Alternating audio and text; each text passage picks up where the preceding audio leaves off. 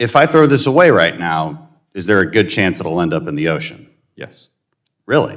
American trash is what's ending up in the ocean? Globally. Really? Okay, so there's pretty good studies on this that would say that in the Pacific Ocean trash, and plastic specifically, the vast majority of it, over 90%, comes from Asia, African countries. Is that not true? I think the numbers do tend to show that sort of increase on the part of the Asian countries, but that doesn't mean that we're not contributing to part of that as well. How much do we contribute? I don't have the answer at the top of my head. It's like less than 1%, isn't it? I don't know. It is. I mean, because walk me through that. So if I throw this in the trash can right now, how does that end up in the ocean and not in a landfill nearby? I can't give you the whole chain of how it goes from your. But you said there's a good chance. You said that with some authority, that there's a good chance this ends up in the ocean. How is that true? I was a Navy SEAL in my prior career. I spent a lot of time in America's oceans. So how does this end up in the ocean so easily? Well, again, I can't give you the whole chain of events associated with how our trash gets in the ocean, but I can tell you that the data are there. You can look at what is in the ocean. The data is there. America is responsible for an incredibly small percent of any plastic in the ocean.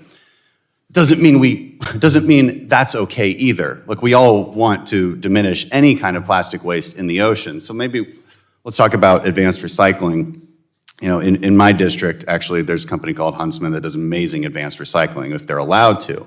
There's also legislation in the Clean Futures Act that would practically prohibit any new recycling facilities that deal with plastics, any new production of plastic. You know, and I wonder, is that really is that a good thing to do?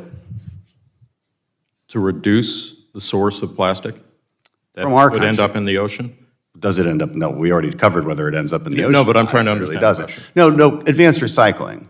Because you might do one thing, right, and maybe it has good intentions. You want to have less plastic production in the United States, but it also has the second, third order consequence of reducing or making it impossible to engage in advanced recycling techniques.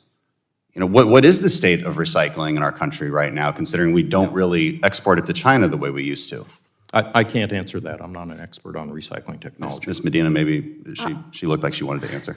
I can add just a little bit of light to this. The first thing is that we do still export a tremendous amount of our refuse, our waste.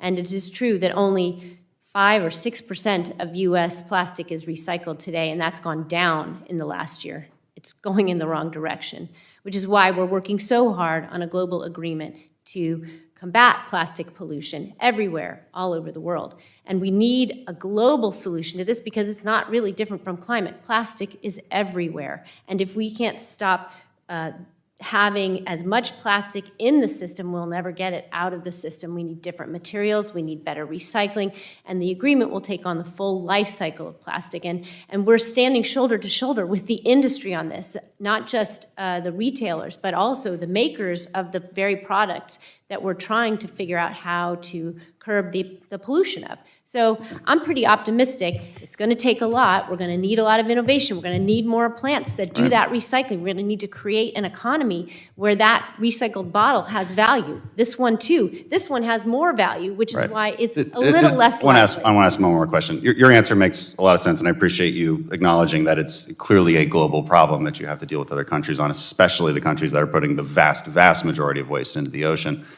The next question was, it was mentioned earlier that you think sea levels will rise in the Gulf by 2 feet by 2050. The obvious next question is there anything we can actually do to stop that? Because that question indicates what the solutions might be. If we stopped all carbon emissions globally right now, would that change that rise in sea level? The answer to the last question is that if we went to net zero tomorrow, we would still have to deal with sea level rise, ocean acidification, all those factors. That's the flywheel effect, as we call it, and that we're seeing in climate change. It's going to happen. Right, it's going to happen, and it makes preparing for it and the infrastructure necessary to deal with it all the more important.